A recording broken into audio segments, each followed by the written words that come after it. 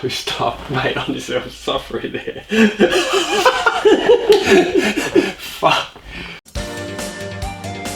One man visits collectors around the globe, talking about things and looking at games and stuff.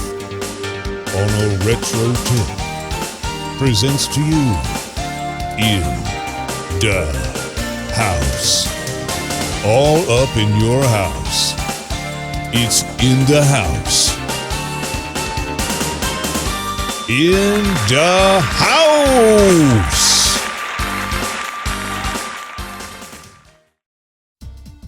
Hello and welcome to In da Hooooooose. In da Hooooooose is back finally. I'm here with Scott, aka SEGA Zombie, and we're going to have a little chat with you and have a little look around your awesome collection.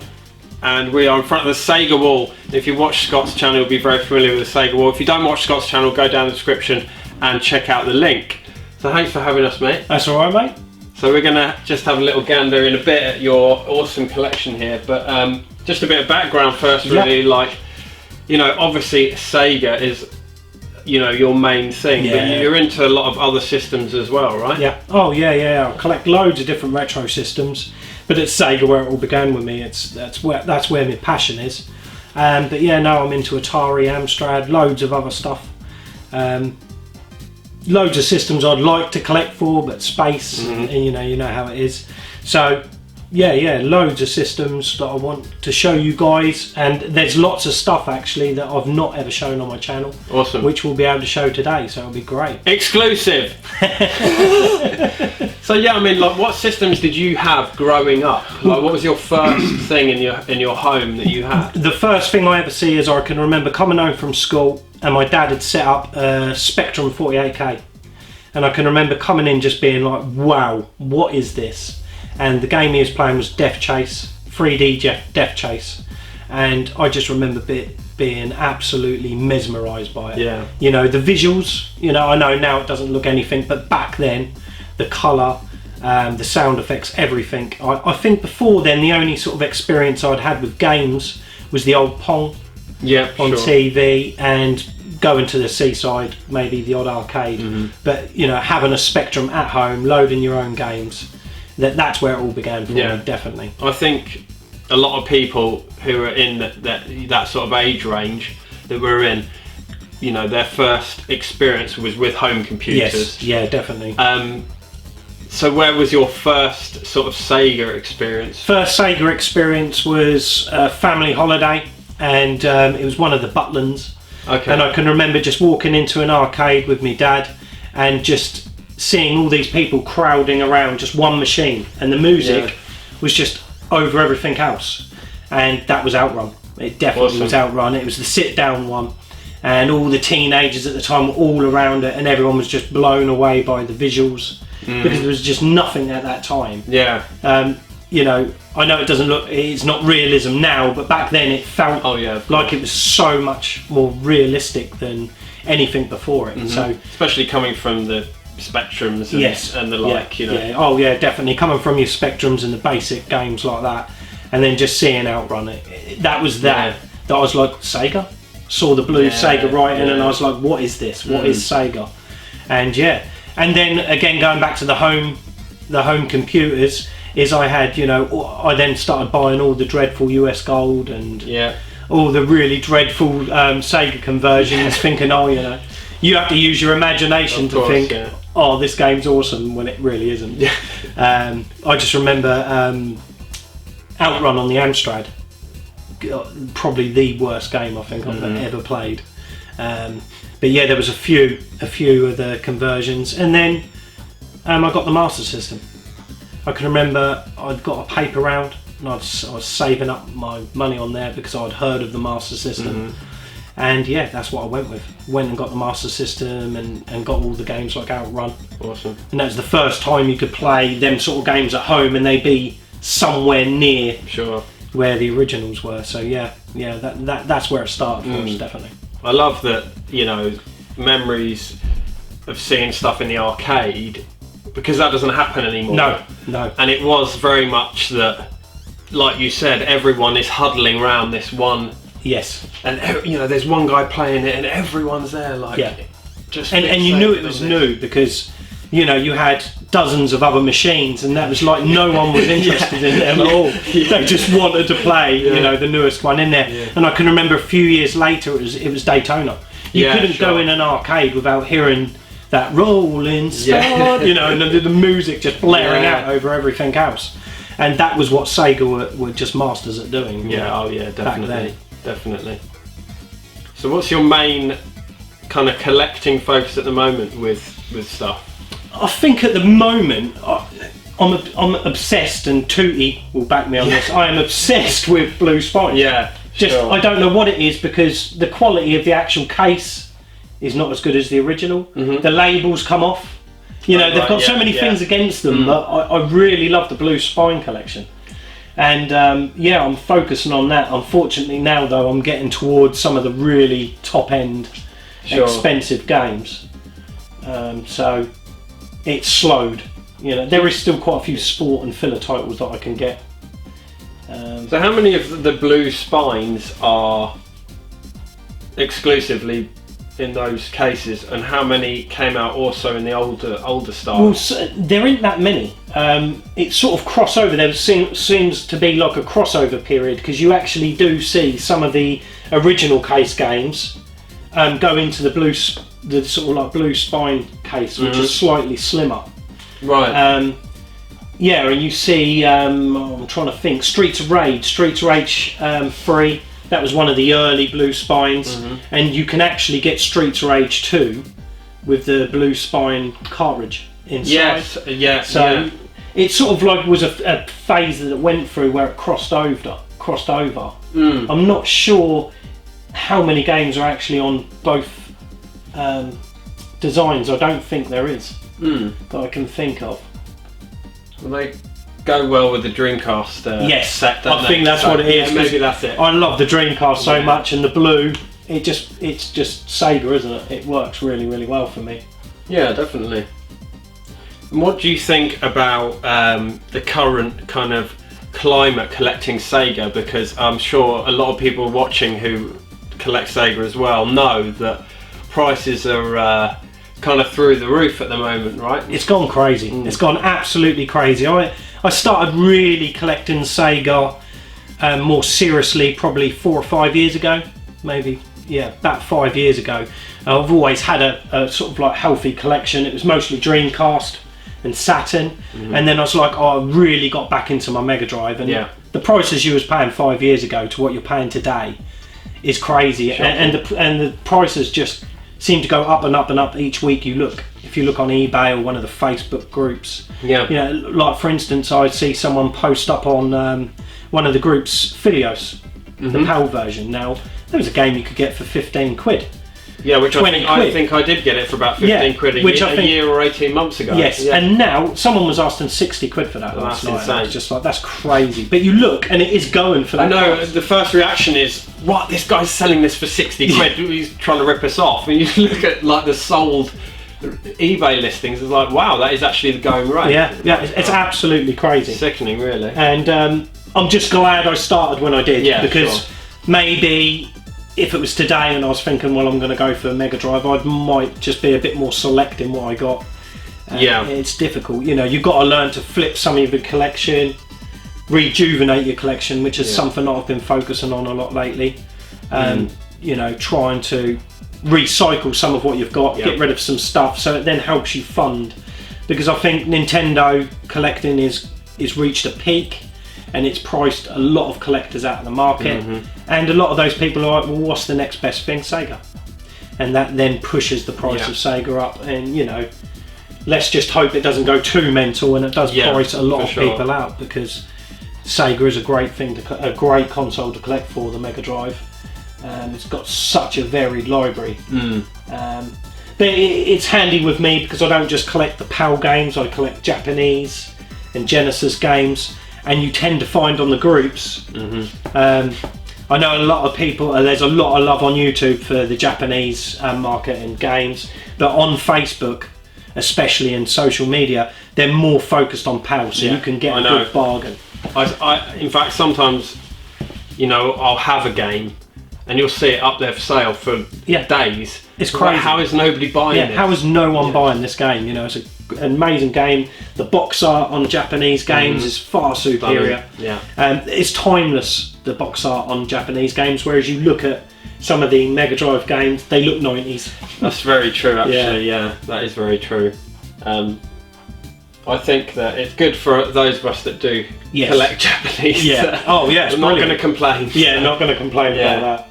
All right. Well, shall we have a little look round properly, and we'll pick up the camera and move you guys over here a bit, and we'll have a look round. Yeah. Yeah. I'm up for that. Let's do it. It's in the house. Okay. There we go. We're in. I think you can see us. So we start left. Go over to the right. I guess. Yeah, definitely. Yeah. Talk us through some of the highlights. Well, some of the highlights instantly is the Sega 3D glasses. That was something that, when I was a kid, I could only look at the, the advertisement leaflets you used to get inside games, in the little booklets. I just used to look at them booklets going, I want these glasses. Yeah. I know I'd never get them, I never did. And tracking them down and getting those were really special. Not that I set up and play it that much. Have you tried them? Yeah, it actually works really well. Outrun looks really good, and Zaxxon 3D. Oh yeah. The 3D in that is really good. Considering this was like 80s. Yeah. The 3D is really impressive. I think the worst game was Space Harrier. The frame rate, it just drops dire. Yeah, it's so juddery. But the other 3D games really impressive, and I have them all. Okay. Behind there, so perhaps we'll have a look at some of them. Yeah.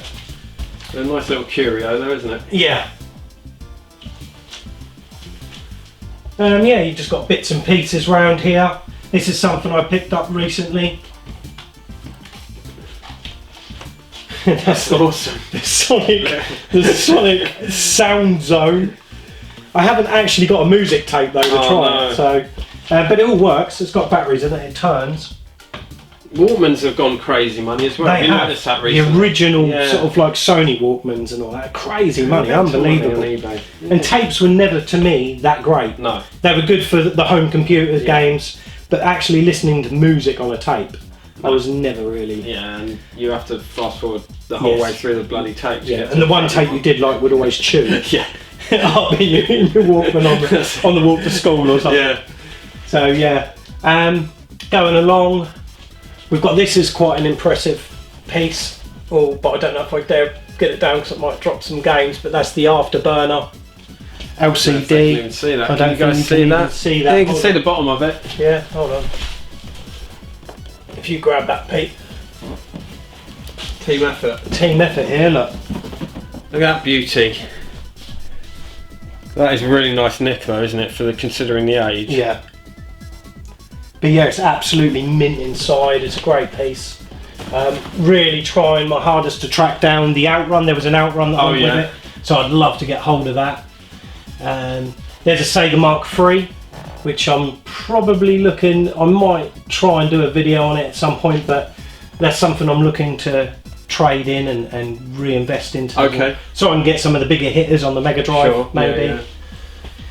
Yeah, we got your boxed arcade power stick, which I think is, as an official product goes, probably the best one on the Mega Drive. Yeah, would you agree? I'd say so. It's sort of like, I know they brought out some other ones, but that one seemed to be the best one. I know the Japanese ones are actually micro switched, aren't they? Yeah. But yeah, I mean, yeah, for the power. It's tough getting a decent one on the Mega Drive. I think it is tough. That's my original Dreamcast. Wow. I actually used to work for Electronics Boutique back in the day. Okay. And I was there for the Dreamcast launch, and that is the one that I got. Nice. So that's the only original thing I have in my collection. So I'm really proud to have that as a piece. So that's one more than I have. Got nothing original. No, it's tough because over the years you trade them. No one ever thought that it was going to be like this, and you trade it in for the next new thing, didn't you? Yeah, I think we all done it. We all had very little money, and you had no other option. If you wanted the latest thing out, you had to trade in. Of course. Some of your old stuff, but the Dreamcast, thankfully, I managed to hold on to that. I've kept that. That's the only thing I have. What else have we got? They've got Box Mega CD. It's a little tatty, but the actual Mega CD is in great condition. With stuff like this, like Yeah. I know you had a Mega Drive, and you said you had a Master System. You had a Mega Drive as well, right? Yes. So do you go for the one you had as a kid when you get the box, or are you? The actual one I had as a kid was the Altered Beast one, Oh yeah. and I can't. It's Is that hard to find? It's you don't see it very often. So, and I got this one for a great price on a local ad. I picked that up for like 20 quid or There something you go, like yeah. that. So, you know, I'm happy with that. When the Altered Beast one does come along, and if it's mintier, then I probably would go for it. Upgrade, yeah, sure. But yeah, that's the original Master System I had, with Alex Kidd built in. You big on the Saturn, PAL Saturn stuff? I do love the Saturn a lot. I'm not necessarily say PAL. Again, the Japanese market is where the Sega Saturn's really exciting. The library just explodes when you get onto that. And it really, because the Sega Saturn, I think for UK shores and sort of like the Western world, it was all about competing with the PlayStation, where really the Saturn was a 2D powerhouse, wasn't it? And as soon as the PlayStation come along, it was all about 3D polygons, that sort of thing. Yeah. And they tried to push the PAL Saturn to, you know, channel most of its games to compete with the PlayStation, where some of the best games on it are definitely the Japanese. Oh yeah, I think the Japanese library definitely plays to its strengths. Yes, you know. Yeah. But yeah, there's some fantastic games on the PAL Saturn, and that's what I had when the Mega Drive era was over, and then the Sega Saturn. I was one of only the few in the UK that actually bought the Sega Saturn on launch. So I stuck with the Sega Saturn pretty much to the bitter end. The only time I crossed over to the PlayStation was when Resident Evil 2 come out. Okay. Because I can remember everyone playing Resident Evil 1 on the and I was thinking, oh, I'm missing out on this game. But then it come out on the Saturn, so I was like, yeah. Then when it was announced that, because I think originally it was planned to come on the Saturn. Okay. Resident Evil 2. They shifted it. Because I'm sure I can remember seeing it in magazines and things like that. But because of the sales on the Saturn was just dwindling, Capcom pulled the plug on it. And that's when I crossed over and actually got a PlayStation, was to play Resident Evil 2. And what a fantastic game that is. That's one of my favourites in this series. Oh yeah. So yeah, there's loads of great PAL games. Looks like a Ben Boyd special. That is. Panzer Dragoon. Yeah. Look Yeah. that out. And the quality of Little that. custom case there. That is nice, isn't it? Yeah. If anyone knows Ben Boyd who makes these custom cases, I mean, they are awesome, aren't they? They are awesome. The camera doesn't do them justice in the flesh. They just look, the actual detail. They look authentic. Yeah, they do. They Yeah. do. They look really, and the quality of the cardboard he uses, everything is just spot on. Yeah. Now I'm going to struggle for like the next 10 minutes of the video trying to get this fucking tab back in.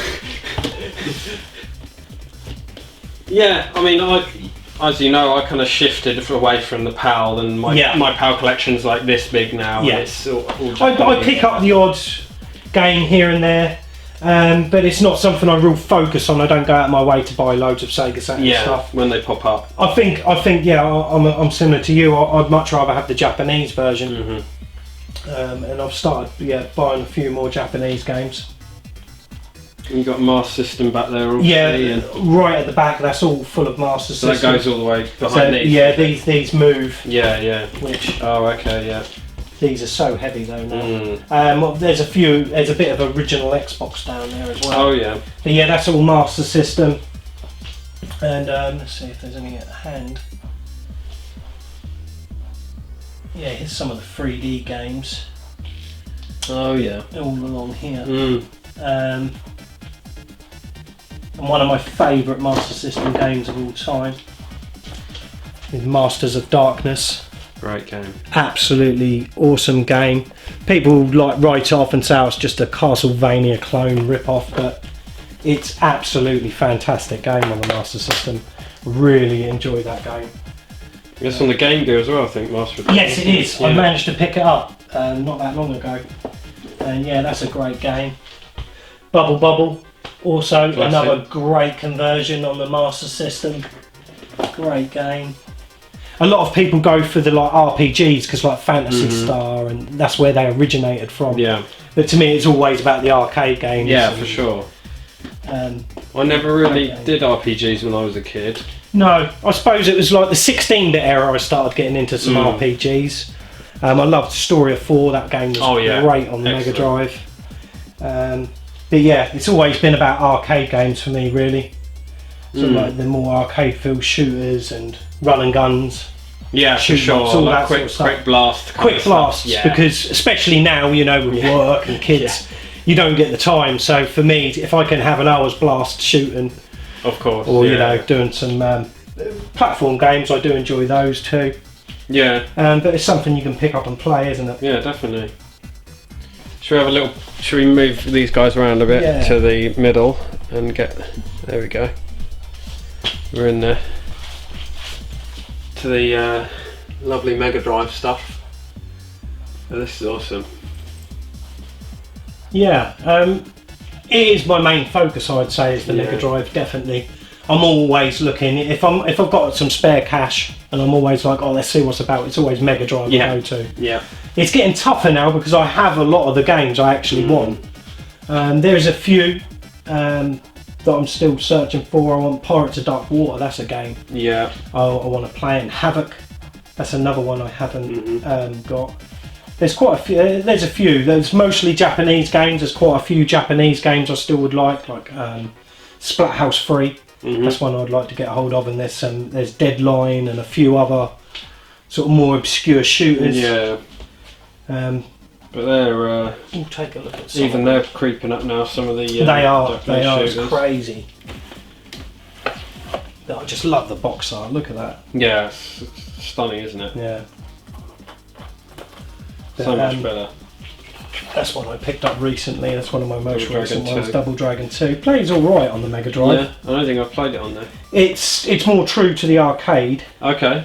But yeah, it's pretty good. That's Philios, isn't it? Philios, talking about that. Be interesting to see actually. I've not checked to see how much if the Japanese version's increased. So I'd check that if you really want Philios, maybe get the Japanese version. Better box art as well. Yeah. And you might be able to still get that for 15-20 quid, I'd imagine. Yeah, quite possibly. Yeah. What else have we got? Let's see if we've got any other. This game's a weird one. What is that? I can't remember its name. The English name of it.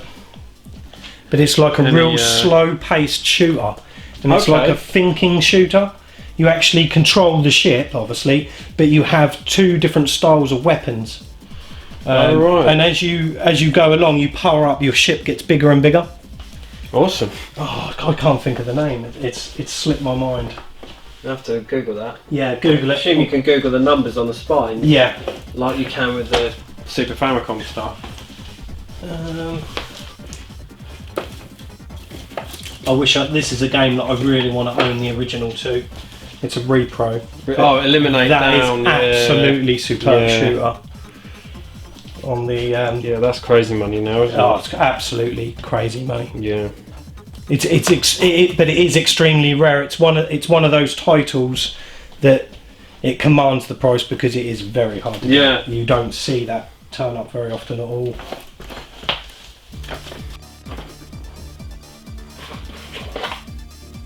Another great shooter. Raiden Trad. Another game.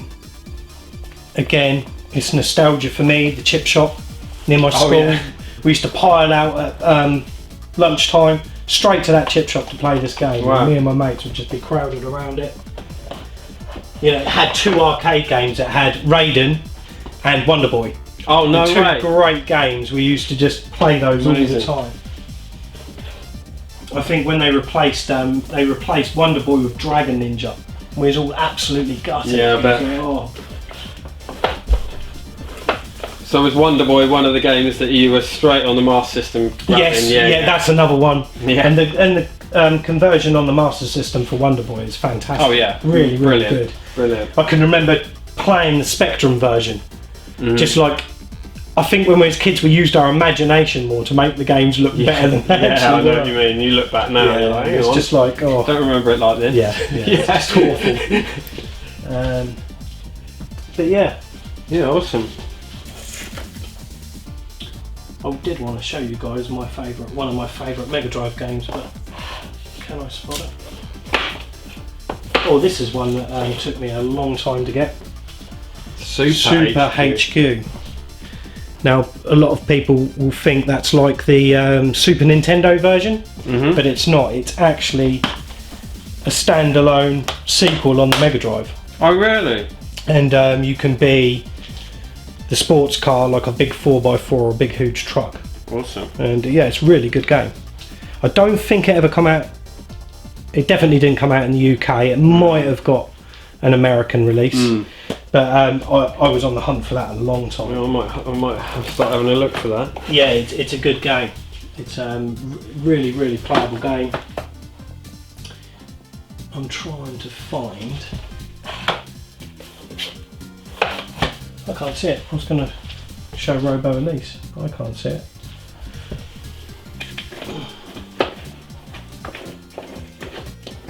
So they're not alphabetical. No. See, it's your own fault That's my own fault. for not putting them in alphabetical order. I just It's have disgusting. it in. I just have it. Oh, there it is. And that is one of my favourite Mega Drive games. One of the best shooters ever for the 16-bit era, I think. And that's Robo Elise. Absolutely stunning game that is. You can't believe it's running on a Mega Drive. There's no slowdown whatsoever. It plays so well. Nice. So yeah, that's one of my favourite games. Now, besides shooters, if you have sitting and having a quick blast, Yeah. what's kind of a couple of your favourites to pull out? Mega Turrican, that's why it's out. Yeah. I play that a lot. It's just one of them games. I get all the way up to the sort of like Alien inspired, like the H.R. Geiger sort of inspired levels, and then it goes a bit crazy. You get a bit lost, but it's an awesome game. Absolutely, really, really good game. I do enjoy some of the platform games because back then the Mega Drive was just absolutely flooded with so many different platformers, wasn't it? And, and there's some great platformers in there. Flink's really good. Really great graphics on that game. Again, stunning artwork. Absolutely glorious. And on a CRT TV, that looks really good. Really, really good. Psygnosis game, isn't it? Yes. That one? Yeah. I'd imagine that originated from the Amiga. I think it did, Yeah. In fact, I think pretty much every Mega Drive Psygnosis game started on the Amiga. We just started on the Amiga. Yeah. But yeah, so once the shooters, those run and gun games, and the platformers, and I do enjoy some of the more sportier titles like we're going on about the Amiga days. Speedball 2. Oh yeah. That's another great game. Bitmap Brothers. Yeah. Whenever I have people come round, that is one of the multiplayer games we'll put on first. You play a bit of Micro Machines, but Speedball 2, that is really everyone loves good. that. It's so easy to grasp. Oh, it is. And Yeah, it's just mates that have blast. never played it will just be like, oh, and they get into it straight away. So yeah, that's another great one. And obviously the Streets of Rage games. Everyone that likes Sega or Mega Drive loves the Streets of Rage games. Absolutely, yeah. So what do you think of the people who say that Streets of Rage is overrated? They obviously haven't played it enough.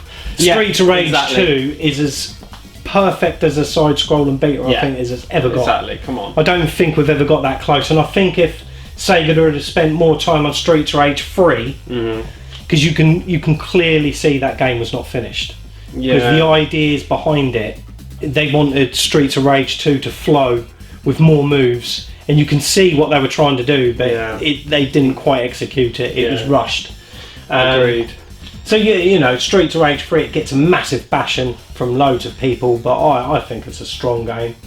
I think it's a good game. Yeah. It's probably my least favourite of the three, but Yeah. a good game nonetheless. But Streets of Rage 2 was just a game that you just really couldn't. Untouchable. Yeah. Yeah. How could 3 ever compete? I know. There you go. Yeah. That's it. And we must have a look at this because I was admiring this earlier. before you guys joined us, that this little crazy taxi car is fucking awesome. Yeah. Love that. And this was, I actually got a bundle off someone on Galaxy Sega, and they bundled this in as a gift. And it's the detail on it. I love that. It's so cool. Is, you know, really good. You don't see them around at all. No, you really don't, apart from occasionally for silly money, you have some chancer who's got one in America. But yeah, that's awesome. Shall we move around to the old Dreamcast? Yes.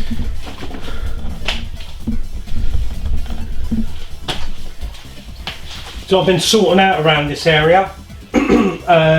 Obviously, my Dreamcast, I'm 19 off a full set. Mm-hmm. Which you have been for like 8 years. I was going to say. Oh wow! Actually, I needed about 34, wasn't it? And then I bought a load off you, and that's took me down to 19. So yeah, I don't know if I'll ever finish the set. To be fair, because we was talking, weren't we, earlier about Moho? I'm never going to pay that kind of money for that game. So unless that comes up at a reasonable price, I just can't do it. I mean, I paid 54, I think, and that hurt. I was going to say, anyone played Moho? It's like the shittest Dreamcast game. It's about £2 on PlayStation 2. Exactly. It's like you want to play it, game. you get it on that. So like paying 54 quid for that really hurt. But now it's like doing 200 quid. Yeah, 200 quid. It's just crazy. There's no way I'm going to pay that for that game. You'd be mad. I might have the full set minus Moho, maybe. Yeah. Yeah. But there's a few to get. Moho's one of the biggest ones on it now. Yeah. And I haven't got the Samba box set. I haven't got that. And Taxi 2, which is the French release, isn't it? I haven't got that. Which again is not a great game. No. So I think personally I've got all the best games on the Dreamcast. Are there any in those, was it 19 you said you had left? Yeah. Any in those 19 that you'd actually think, you know, I would like to play that? I mean, I know, I see you've got like Project Justice, a really good game, but like expensive, and you got the old Cannon Spike. You got I've got Cannon Spike. That's a great game, and that's I actually managed to get that. I can remember a few years ago, I had 2 or 3 copies of Shenmue. Okay. I picked them up in a bundle deal, and I went to a local game shop, and I traded those Shenmues in for Cannon Spike. So nice. So luckily I managed to get that. There it is there, before it went up into money. Maybe I might put these in alphabetical order once. Please, everybody watching, just put it in the comments section. Please alphabetize your put it in order. Alphabetize your. See, with me, it's in my mad order, you know, of how I play games. I'm so random with what I pick to play, I suppose. Fair enough. But yeah, these are all the recent purchases, and unfortunately this shelf is now full, so I need to get another one of these to put them Dreamcast games in. Yeah. So many good games on the Dreamcast. To think that it only had its lifespan was 2 years, and the games that come out for that. I know. You look at consoles today that are released and what library they have over 2 years, and then you look back at the Dreamcast. Like even back when the PlayStation 2, everyone remembers the PlayStation 2 fondly, and its library is massive. But it struggled for the first year or two of its life. It really did, to have titles. Because everyone was still mad on making PlayStation 1 games. So a lot of the games that are going over to the 2 were just the same game with a bit of a higher resolution. Yeah, that's it. And you know, the Dreamcast had so many great 3D fighters, 2D fighters. Again, arcade ports. You know, Sega, just, you know, they controlled the market in the arcade. I think, you know, obviously it helped having a similar architecture to the Naomi. Yes. So they could just bring games over quite easily from the arcade, and it's great games. It gets a hard rap, the Dreamcast. It does, but when you look at it and you think of the library of games it has, there is shelf fillers. Every system has plenty of shelf fillers, but there's some really great games on the Dreamcast, and I'd say it's probably my favourite console of them all. I'd probably say. I'd probably go as far to say that the Dreamcast. Yeah. There's so many good games. So many. And Mega CD. Yes, the On the Mega end. CD. Let's see if we can move these out of the way.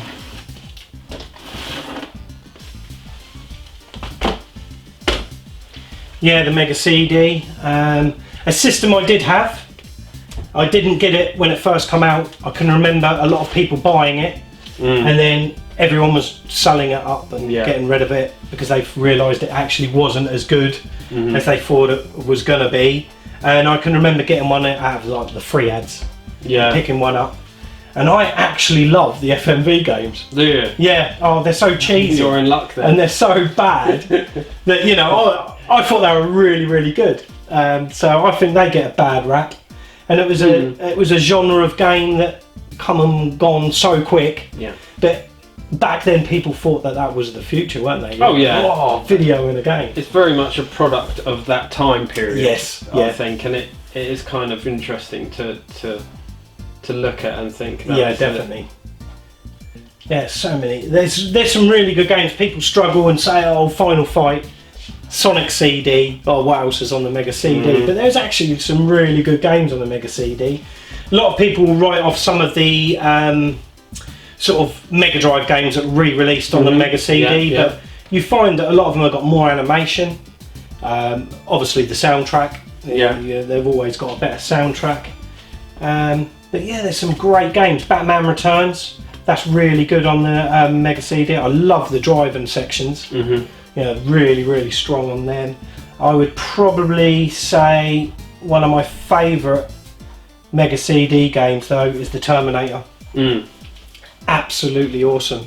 It's such an adrenaline rush of a game. It was good on the Mega Drive, but they just upped it on the Mega CD, and you can see that it had that extra development time. You know, the music is absolutely rocking. The levels are about the right length.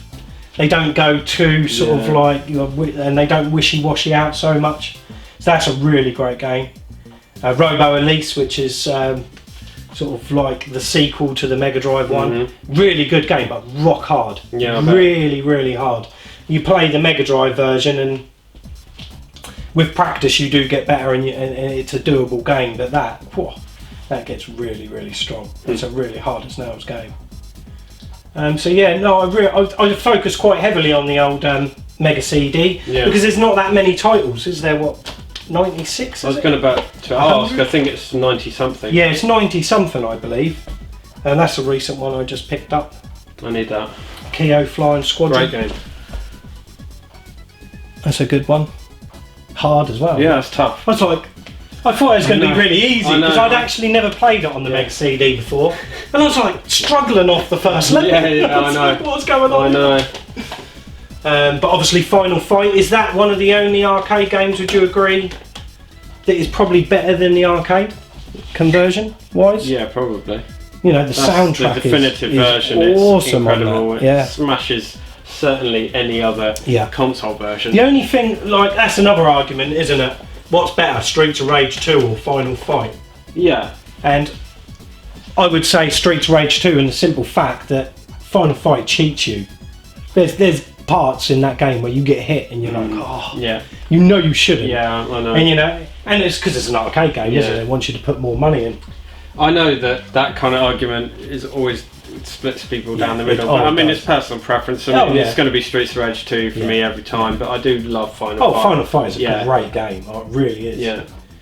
But you can tell it originated from the arcades just because of that element to the game. There is. Yeah, they want your coins. Yeah, they want your coins. So you know, you feel like you're cheated on some of the bits of that game. Yeah. You really do. We must look at the item down here, which is off camera, which is awesome. The Dreamcast. Yeah. Or is that? Yeah, is it movable? It is. That is cool. So, when did these come out? These come out at the death of the Dreamcast. Okay. Sort of like, I'd say probably a year or so after it died. Yeah. I can't remember the name of the company, but it was obviously a Chinese company. Thought, well, Sega ain't going to mind. You know, they've given up on the console market. We're going to release our own one and make a portable Dreamcast. Because at the time, if you remember the GameCube, Xbox, PS2, they all bringing out screens, so you could set them up in your cars and things like that. And you know, these guys just jumped on the bandwagon and renamed it the Dreamcast. So why the hell not? It's quite a rare thing to get hold of one of these nowadays. I was fortunate to pick up a few years ago. Unfortunately, it needs some work doing on it to get it back up and running. But yeah, it's an unusual piece of kit. Yeah, I don't think I've ever seen one up close. Well, before. a lot of this is still sealed because the person I bought it off never used it. They worked in Hong Kong, and they picked it up in Hong Kong, and they never actually really used it. So, but look, there's interesting pad. It's like the really weird Saturn-shaped pad-ish. Cheap as. Yeah. It's very cheap feeling, but it's quite a nice idea that they've put in that. Oh, and it's interesting. It's weird, isn't it? It's like you think, it's a D-pad, but it's not. Yeah. And then let's see if we can have a little look.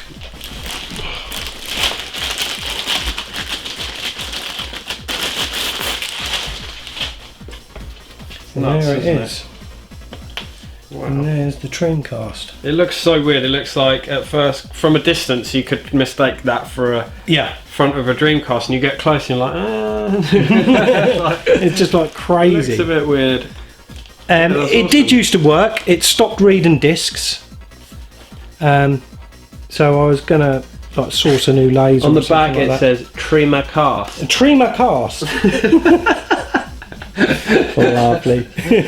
I love it. But yeah, it's just like one of those things, you know. I suppose a lot of die-hard Sega will be like, well, that isn't Sega, why have you got it in your collection? But it's just one of those quirky little things, isn't it? Yeah, it's awesome. And it's heavy. Is it? Yeah. God, it is. And there's a lot of components inside that. It's mental how they crammed it all in there. Interesting. And what's really good as well is it's multi-regional. You don't need to disc swap or anything like that. Okay. You can play it, and if you want, you can plug it straight into your TV, so you don't have to use the screen, because that's early noughties LCD technology, which isn't great. You know, the colours look a little washed out. Yeah. But yeah, you can hook up to your TV like a normal Dreamcast. Awesome. Which I won't be doing.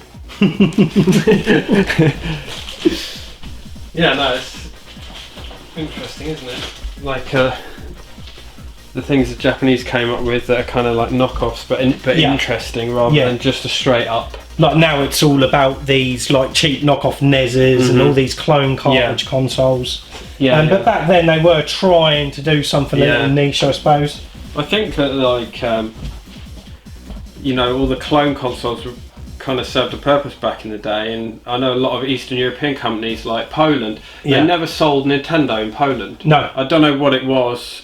If anyone who's from Poland watching knows, but all my Polish mates say that I think it was even the Wii was the first. Did you know that? No, I didn't first know that. Nintendo console to come to Poland was the Wii. That's crazy. So instead of, they couldn't buy like a NES or a SNES, they had these Family clones, and I know they had one called the Pegasus or something. These crazy names. I have seen some of the crazy names that they had.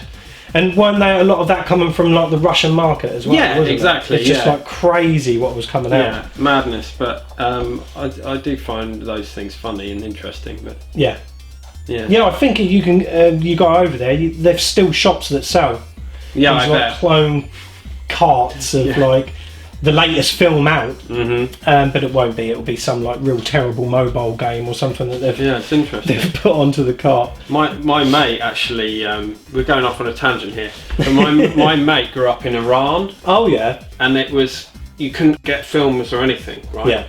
And he said that they go into these shops and his dad would be like, oh, we want Beverly Hills Cop, and the guy would be like, you know, under the table. So they had like 3 films growing up, like Beverly Hills Cop and like 2 other films, Coming to America. So they'd watch these films just over and over again, right? And they said he used to go in and buy Mega Drive games, and they'd go in and they'd say, oh, we want like NBA. Yeah.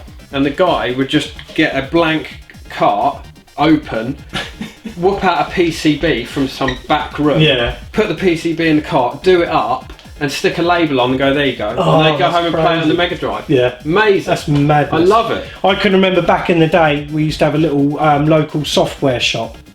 and I can remember it was disc games. It was probably Atari ST Amiga time. Used to go in that shop and he would be the same. He'd have the original case, but he would actually do the copy of the disc there and then and put a label on it and then put it in your case, and you'd pay your $7.99 or whatever for the game. It's crazy. I do remember that.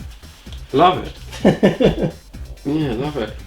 Should we have a little gander at the other side behind everybody? Yes. Yeah, that'll be the first time on camera. Hey! All up in your house. Right, Vectrex. Vectrex, well, this is one of my newer sort of like additions to the collection. I did do a video on it showing that I'd restored it because it was in a sorry old state. But I've been after one for a long time. Yeah. But I know you've got one as well, Pete, and the prices of them are just like ridiculous on some of them. You have to real shop around, don't you, to find one. Yeah, it took me a while to find one at a good price. For a good price.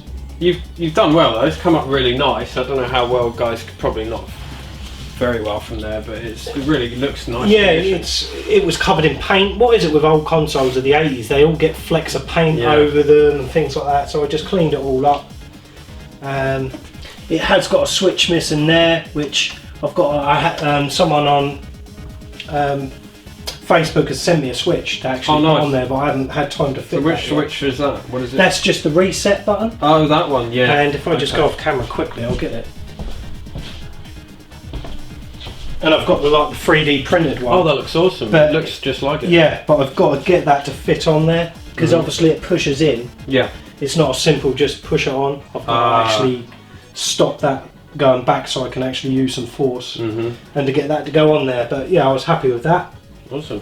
That's great. And you got the multi-cart inside there. Yes. Yeah, I got that off Retro Rail. Really great price. Oh yeah. Off someone that was selling an electric set. And yeah, so I love the sound of the Vectrex. Oh, it's just so great, isn't it? The only thing I'm missing is some of the overlays. I haven't got any. Yeah, I know. Oh, I wish I had some. I've got one overlay, but yeah, let's turn it down. It's rather loud. the overlays again are just silly money. Like, yes, even on their own. I was actually thinking in something like that. Is I know on one of the Vectrex groups, there's people that actually make them. Yeah. And you know, do reproduction ones. So I was thinking maybe, and because there's quite a few sort of homebrew games and all that people are doing with their own overlays. Yeah. There's a game like a Moon Patrol game. Yeah. It's really good. Yeah, that looks awesome. I really want to get hold of that. But yeah, the multi-cart's great. You've got all the original lineup of games on there. Scramble, one of my favourites. Spike, which is Star Trek. That's one of my favourites, the Star Trek one. Yeah. Yeah, that's so good. But yeah, so it's a great, such a unique little system, wasn't it? Yeah, definitely. And I'd hate to think how much this was back in the day. Yeah, I don't know what they retailed for. I think they were they just priced themselves out of the market. Yeah. Because it was just so expensive. Oh, I think I reset the game there. Yeah, it's fun little game. Though. But yeah, awesome. Like I said, the sound, really great. Really want to get some of the homebrew games. I have got after you tipped me off of the guy in Australia, got the adapter so you can play using a Mega Drive pad. Yeah. But I found that some of the games don't. You need the analog, yeah. It's the analog, isn't it? Yeah. So, like one of the racing games, I know I was trying that and I was just like bang, bang, just smashing straight into the sides. But yeah, I don't know why that isn't starting. Yeah, awesome little system though, isn't it? Yes, yeah, really good. Any highlights here? Right, here is just where I've just been piling stuff up really. This is sort of like just miscellaneous sort of bits and pieces. Dumping really. ground. Yeah, it's the sort of dumping area where it hasn't got its own set home yet. It might be stuff that I might flip down somewhere down the line, you know. There's some great little bits and pieces here. The Spectrum, I've shown this off, it's absolutely in stunning condition that. I'm really happy with that. I got it for a great price and that would definitely be staying in the collection. Yeah. Some of these LCD games, I'm just picking up the ones that I had. or your friends had. Yeah. Because, you know, that's what it was all about back then. Your friends would always have something different than what you had. Yeah, that's So, it. you know, I'll pick up a load of that. I've also got this, the Commodore 64 joystick. That's one of like the multi-game thing. This is the multi-game, yeah. Mm. I know a lot of people modded these and hacked them so you can put all the games on it. Right. And you can literally turn it back into a Commodore 64. Right. That sits up there. I might flip that because I've got the Commodore 64 Mini on order. I pre-ordered that as soon as I found out that was coming out. So I will probably flip that at the time. But yeah, you've got the Sonic Mania behind there, House of the Dead set. Man, what a game. When that come out on the Dreamcast, I queued up to get that. Are you going to buy Sonic Mania again now? Yes, physical I'll release? have to. Yeah, You've got to do it, haven't of you? course. Do you know, I knew Sega were going to do that. When I was everyone hoping. kicked off, Everyone was saying they're never saying, gonna- oh, you've got to have a physical. I knew that would come down the line. I just, you know, good on Sega, you know, they make a few more quid out of that. Yeah, right? there you go. So, all good. This cupboard here is just full of like miscellaneous stuff. This top one's all different joysticks, arcade sticks, pads. I think we've all got those drawers. Yes, and I've got plenty of them. Yeah, likewise, that one's all arcade sticks. This one's all my guns. Oh yeah. So, like the Saturn gun there, and then a Predator, which could be used on the Saturn and the PlayStation. And you've got your Dreamcast gun as well. I just so wish that Sega had the opportunity to utilise this more. With the directional power, I can remember just thinking, wow, the games that are going to come out on this. Yeah. It's going to be awesome, but unfortunately it was something that they never really touched on.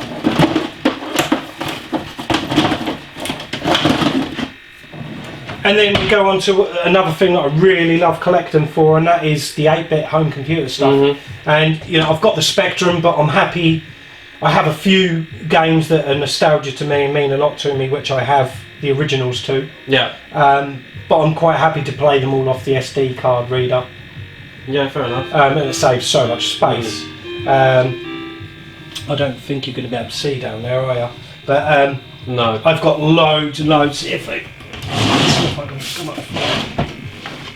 I've got loads of cases, and they're just all full of Amstrad games. This is my Amsoft collection, which I don't think there's many people that collect for Amsoft. No. But these were all, obviously Alan Sugar is quite local to here, and these were all a house that he set up in Brentwood, Essex. Oh right. So to me it's only down the road, and I just find it quite fascinating. I had a friend that he had an Amstrad, and he only ever had the Amsoft titles, so we'd sit there, it was, oh mummy, what a great game. Yeah. But to find another one that was as good as that, you know, we used to just play through them all. So yeah, quite a lot of nostalgia there for those. I've got cases and cases of Amstrad. There's drawers down here that are just absolutely brimmed with Amstrad. Yeah. And yeah, TV setup, which might be a little low, but we'll come down a bit. So talk to me about this beast. This beast here, I picked up. I always used to run with a B&O. Yeah. I've always had B&O TVs.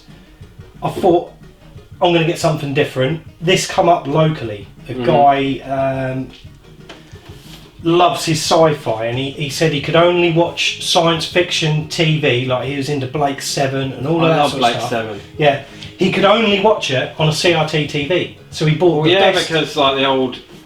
Yeah, that makes sense. So he bought the best CRT TV he could find. Wow. To just watch all the old sci-fi that he grew up with and all of that. And in the end, his wife did win.